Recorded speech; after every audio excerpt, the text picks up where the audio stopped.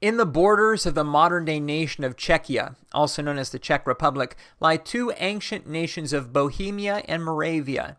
Bohemia contained the city of Prague, and there a man by the name of Jan Hus, sometimes anglicized as John Huss, became a teacher at the university there in 1398. Hus was a defender of the ideas of the recently deceased dissident Catholic priest John Wycliffe, even translating and distributing some of Wycliffe's works from English into the Bohemian language, now known as Czech. What Hus taught, including protests against indulgences, advocating for married priests, and having the liturgy in the language of the people, angered many in the Catholic Church, and he faced imprisonments and trials and spent the last week of his life imprisoned in a Franciscan monastery. He was condemned by the Council of Constance, and on July 6, 1415, he was executed on this justification by the civil government by being burned at the stake. The Bohemian people reacted negatively to the execution of Hus, leading to what was called the Hussite Wars, with followers of Hus fighting against military forces of the Holy Roman Empire and other Catholic loyalists. In 1420, Pope Martin V issued a papal bull authorizing the execution of all supporters of Hus and Wycliffe, but the wars continued for another 17 years.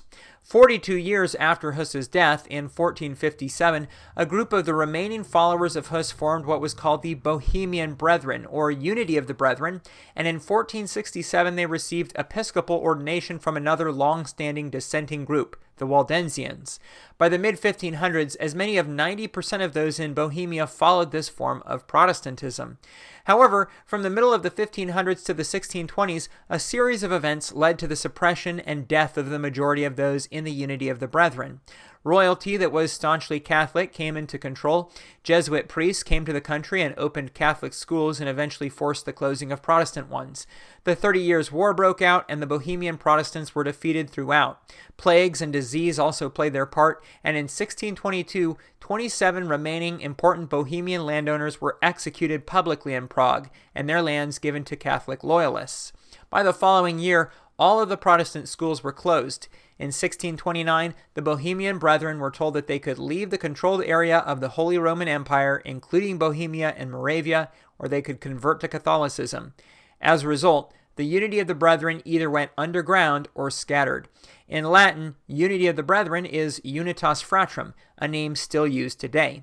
100 years later, in 1722, a German nobleman named Count Nikolaus Ludwig von Zinzendorf received a request from an itinerant Lutheran missionary, hymn writer, and carpenter named Christian David, asking that he might allow persecuted Protestants from Moravia to settle on his lands and enjoy religious freedom. Zinzendorf agreed, and a city called Herrnhut was established for this purpose.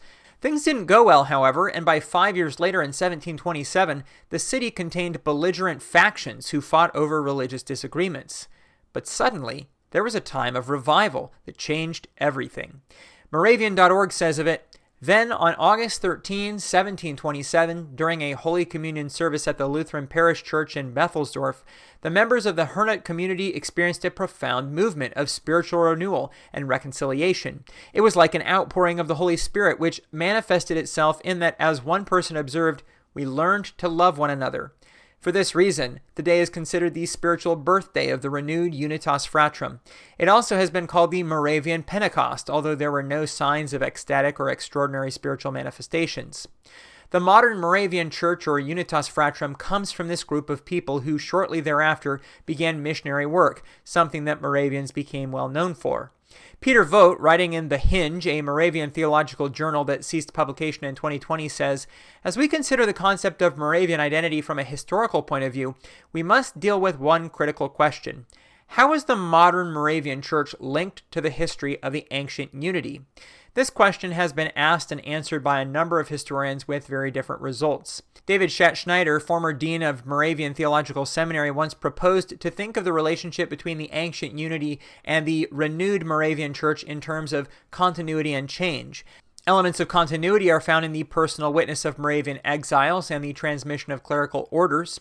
Change is apparent in the approach to theology, the understanding of the bishop's office, and the intentional ethnic diversity. In contrast to Schneider, the British historian W.R. Ward has described the character of the 18th century Moravian community as a mixture of competing and contradictory claims of identity, which existed side by side. Zinzendorf and the Moravian Brethren were presenting themselves variably as an ancient church and as as an interconfessional movement, while outsiders often saw their community as an entirely new denomination. Even more pointed is the view that Enrico Molnar, an American historian of Czech background, presented in his article, The Pious Fraud of Count Zinzendorf.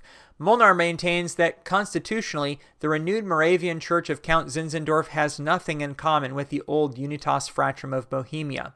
Today, the North American Church's website calls the Moravian Church the oldest Protestant church.